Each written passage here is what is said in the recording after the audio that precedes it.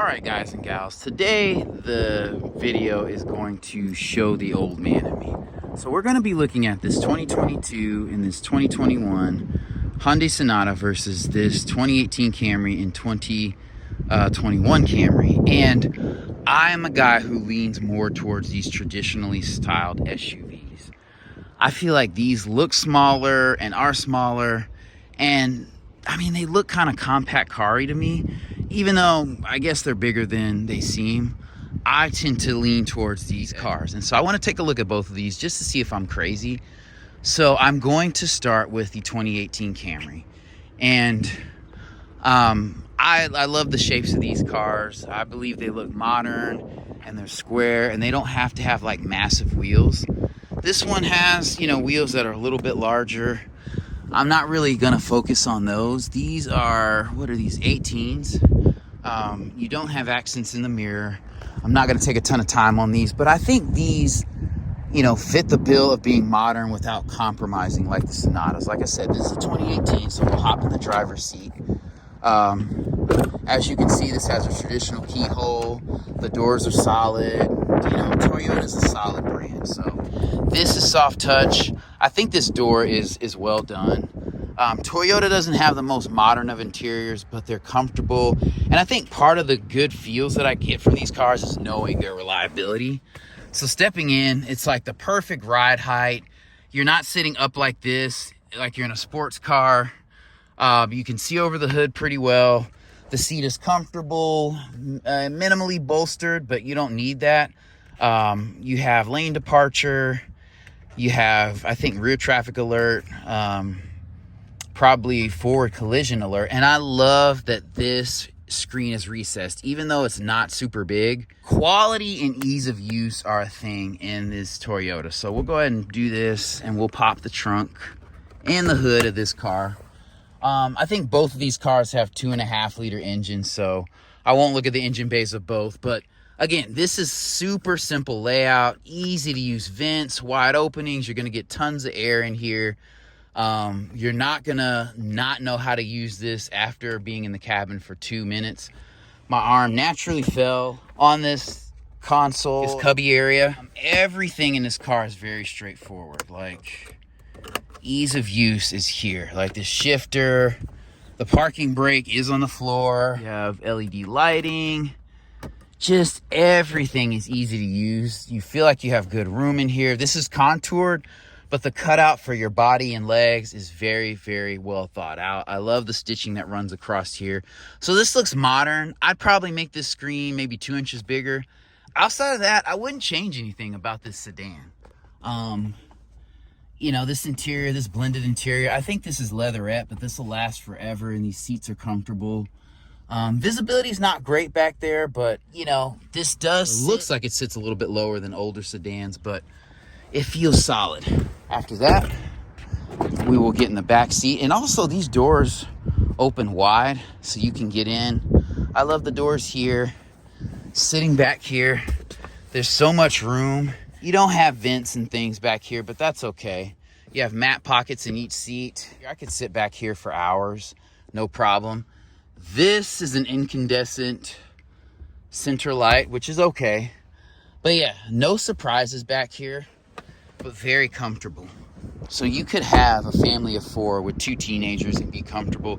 This trunk is cavernous, very good space. A family of 4, 5 could easily use this. The seats fold down.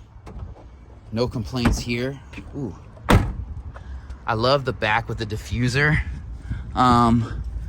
You have exhaust tips on one side.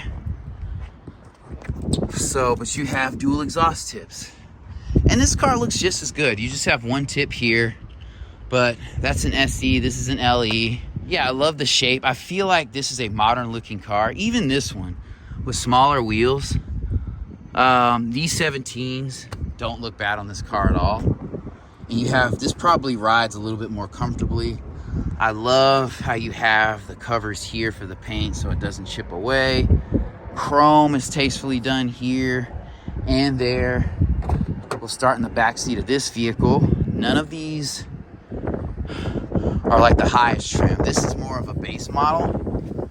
But yeah, hopping in here, same amount of space. Even though there's not like a ton of amenities, the bases are covered. They're checked. This is hard touch. This is hard touch. But this door, it looks straightforward. This is a very, very reliable and functional car. I'm not as much a fan of that stack right there, but that's okay. And like I said, this is a 2021. This is more of a base model, but this looks good. This looks classy, and it doesn't feel cheap. It'll hold up for a while. You still don't have a ton of room back here. Headroom is good. This is a little bit concave to help with that, and these seats are massive. They're wider than seats in other vehicles, and they're very comfortable.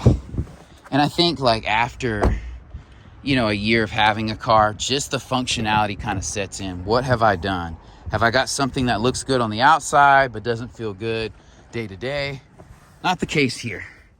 These seats are so comfortable, very straightforward, very straightforward. You don't have heated seats in here, but you have the bases covered. You have lane departure. I mean, you have Bluetooth audio. This design, like when a car is designed well, that holds it up without having to have features here. This is not a wireless charging port, but you have a cubby down there, which is super functional. Cup holders are straightforward. I just, you know, reach forward a little bit, grab my cup, good to go. You have LED lighting here up front, and you do incandescent back here, which is fine. That's a fair trade-off. I like that. So yeah, these cup holders are not gonna do as much. That's for pins and small receipts that you're gonna lose. So we'll look under the hood in both of these cars. Well, just one. They both have a 2.5 liter engine in them. All right, guys, and even the headlights. I mean, look at this. Traction control, popping the trunk, all of this stuff. Like, I used to work for a rental car company, and you can't believe the amount of people that would call and try to ask, how do they pop open, cut on the headlights, or how do they, and these are automatic, or how do you, you know, pop the trunk, especially the gas cap. People will get hundreds of miles down the road and not know that. So, all right, guys and gals, and now for the gold. Both of these vehicles have 2.5 liter, non-turbocharged, non-direct injection engines. These engines, these are the most reliable 4-cylinder engines you'll ever see. And fuel efficient, because the only thing that would compare is like a 90s Honda's 4-cylinder. Those are a bit buzzier, they're louder, and they're not as good on gas.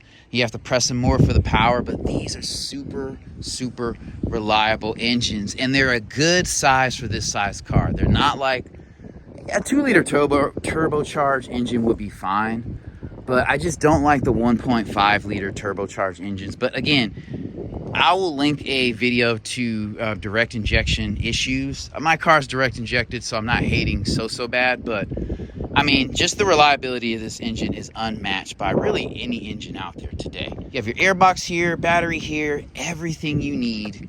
Just screenshot this is right here, so you won't have any trouble out of these cars. All right, guys and gals, and now for the trouble. These are the Hyundai Sonatas that I was talking about. And I feel like even though these are in the same segment, there are different buyers that are going to purchase these. These have more of a younger target to me, or they land at a younger target audience.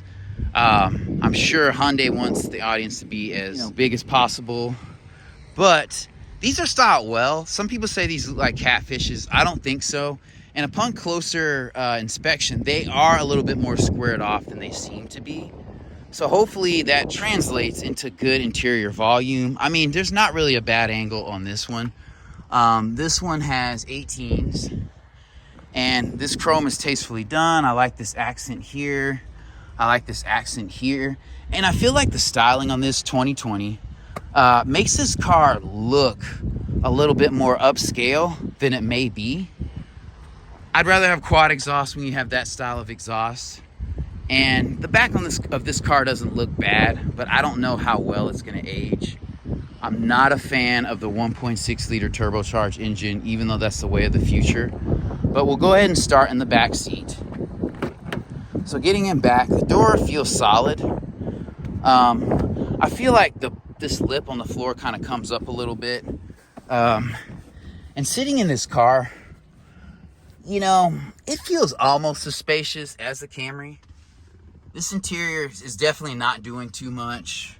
You have your hard back here, no mat pocket, hard back here. You do have vents back here. So I feel like they put a little bit more in the cabin of this interior. This feels like a leather interior. So this may be a little bit more upscale than the Camry, but I'll just go off of feel. These lights are LED, which is super dope. This is a 2020. And this roof, the sunroof is a little bit better. This door is kind of weird in that when it closes, the belt line feels a little bit higher. It doesn't feel as glassy in this cabin, if I had to say so. This door is not bad, but I feel like the cabin intrudes a little bit more on your space. This is soft touch. We have no complaints with the styling. I love the metal trim here. That's dope. I feel like, you know, there's not as much space in this seat back here, but it's comfortable. Not quite as comfortable as the Camry. The seats are a little bit harder, probably due to the leather, but, you know, we'll hop in the front seat. And stepping in here, the door feels solid. You do have memory seats, Bose audio. So this is a 2020 Hyundai Sonata Limited. So the feature set is going to be a little bit greater, but it's similar to the Camry in that these buttons are plastic. They don't have a ton of like chrome, you know, trimming on them. Obviously this is digital. There's Bose audio. This cabin feels, and you'll notice this in Hyundai, Kia products. I mean, the cabins look a little bit more modern. This dash looks a little bit more pushed back to give you some more space. They're probably able to do that, you know, with the, wow, that was a wasp. With the 1.6 liter engine. So that's cool. These are all straightforward. You have a heated steering wheel. I'd like heated seats before heated steering wheel. This one might park itself. So I think that's parallel parking. This is probably a multi-camera view here. This is LED. But overall, this isn't a bad interior. It is just a little bit smaller. But that's a trade-off. You know, it's smaller, more modern, definitely. So we'll hop in the other vehicle. I'm not complaining on this one. I just feel like the cabin of the Toyota will hold up a bit more. I do like that these knobs are well marked and easy to get to. So I like the black hood that contrasts with the red body color. And you have that down here. I mean, honestly, this is a good sized trunk. So, yeah, can't complain about that. Honestly. And I like how, I think with this car, it kind of bends in. The sides are a little bit more concave, which take from interior space. And the wheels, the haunches kind of come out. So the vehicle has a maybe as wide a track as the Camry, but the body overall is not as wide. You don't get the space. This is not a clamshell hood. The front does look good. This comes down a little bit too low for me. I could see that getting damaged in the future. You got your little turbocharged engine. Not a fan. Understand this is the way of the future. I just do not like sub 2 liter turbos in mid-sized cars, because this thing weighs probably over 3,000 pounds. I'll put it below. But you can get to the battery and the airbox and stuff pretty well. You have struts in the hood. This is a limited. I expect no less. Air intake is going to be greater. It's just more complex. You have a radiator, an intercooler. You have a turbo. You know, you have more oil lines going through for the turbo. The engine runs warmer. You know, it's direct injection. So this one seems a little bit more down market. I like the color on this one. I like that the bumper maybe doesn't fold as much. I do like these lines in the hood. Again, this is a little bit more of an athletic body, but this is a good looking car. So this is a 2022 SE. This is probably more in line with the Camrys I was looking at. You have cloth interior, soft touch. These doors look good just like the others. You don't have Bose here, but that's okay. The interior is handsome. You know, this seating actually looks better than the Camry, even though I don't think it'll hold up as much.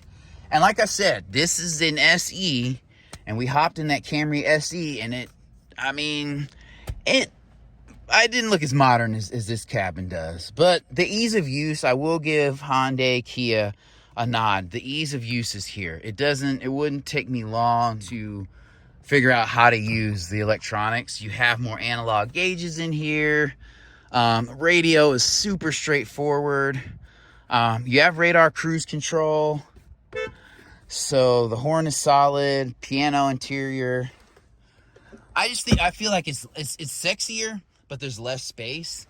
These seats are flatter. They're not as comfortable as a Camry. I'm not gonna lie to you. I'll go ahead and hop in the back. The interior is handsome. These are incandescent lights. So this you can kind of control here. That's incandescent. The doors close solidly on this car. I have a buddy with a 2007 Hyundai Elantra, and the doors still feel solid.